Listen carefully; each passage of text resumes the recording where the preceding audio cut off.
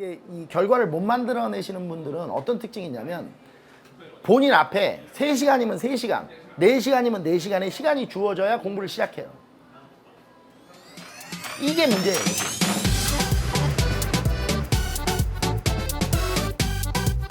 늦은 나이와 집안 사정 때문에 길게 공무원을 준비할 수 없는 상황입니다. 정말로 열심히 할 자신이 있는데 1년 안에 단기 합격을 할 비법이 있나요? 어떻게 하면 빨리 합격할 수 있느냐. 근데 제가 올해로 딱 21년째 이 현장에서 수업을 하고 있습니다. 근데 21년 동안 수업을 하다 보니 아무래도 이렇게 학생들과 수험생들과 접촉할 일이 많겠죠, 저도.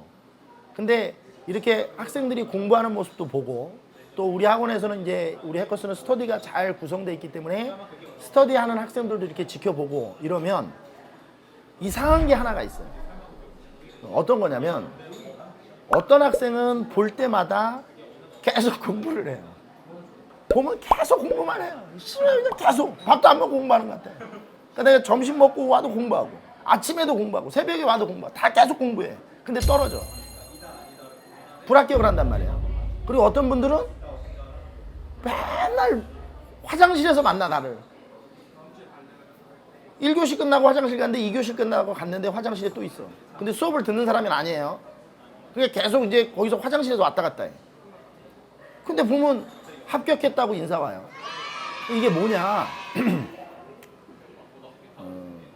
짜투리 시간을 잘 활용하셔야 돼요. 그러니까 제가 이 합격하시는 분들을 옆에서 이렇게 잘 보면 공부를 어떻게 하냐면 조각조각의 시간을 잘 쓰는 거예요. 이 조각 시간을 잘 쓰는 사람들이 합격할 확률이 높습니다. 무슨 얘기냐? 5분, 10분, 15분 이런 시간들이 남았을 때 단어장을 들고 한국사 연표를 들고 뭐 왕의 업적을 들고 이렇게 외우시는 분들이 합격 가능성이 높아요. 자, 왜 그러냐? 보통 공부를 이제 불합격한다라고 얘기합시다. 잘 이게 이 결과를 못 만들어내시는 분들은 어떤 특징이 있냐면 본인 앞에 3시간이면 3시간, 4시간이면 4시간의 시간이 주어져야 공부를 시작해요. 이게 문제예요, 이게. 왜냐면 4시간, 5시간 준비되는 그 시간에서 공부하는 거는 다 비슷해요.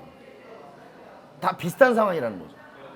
근데 5분, 10분 이 자투리 시간을 어떻게 사용하느냐는 다 다르죠. 물론 사람은 쉬기도 해야 합니다. 지금 쉬지 않고 계속 공부하라는 얘기가 아니고 예를 들면 아침에 학원에 오거나 아침에 어디를 갈 때 그 버스 안에서 지하철 안에서의 한 15분 이런 것들을 충분히 활용하셔야 돼요. 지하철이나 버스에서 단어를 외우는 거는 이런 집중력 향상 훈련에도 매우 도움이 된다고 봅니다.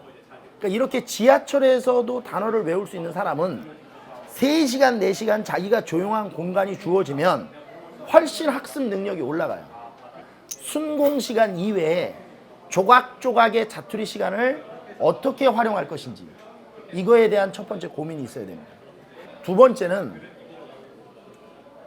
웃으면서 공부하셔야 돼요.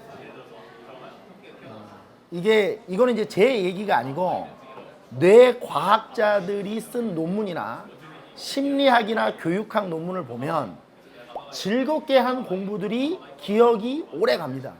그러니까 왜 아이들은 학습 능력이 좋으냐? 웃기 때문에 그래요. 근데 제가 또 이 현장 얘기를 안 할 수 없는데 이 현장에서 이렇게 보면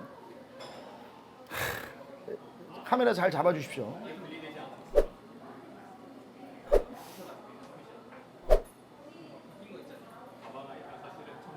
이렇게 공부하시는 분들이 있어요. 이 앞에서 보고 있으면 힘들어요. 이렇게 공부하셔서는 왜냐면 본인 자체가 스트레스를 받으면서 공부하기 때문에 그 안에 들어가는 지식이 오래 온전히 남아있을 수가 없습니다. 그러니까 이런 분들 보면 이제 노량진에서 제가 웃으면서 얘기하는데 이런 분들 보면 이제 인상 팍팍 쓰고 이제 그냥 노량진을 이제 활보하죠. 저기 추리닝 그 무릎 나온 거. 내가 노량진 가서 깜짝 놀란 거, 저희 추리닝 무릎 나와가지고 이렇게 지나가면서 앉은지 선지 구분이 안 되는, 그때 너무 깜짝 놀래가지고 저 사람이 이렇게 걷는지 이렇게 서서 걷는지 구분이 안 될 정도의 그 무릎 나온 걸 입고 그냥 인상을 그냥 세상의 모든 고민의 인상을 다 쓰고 그러고 이제 학원 들어가서 공부하면 그게 공부가 되겠습니까? 그렇게 인상 쓰고.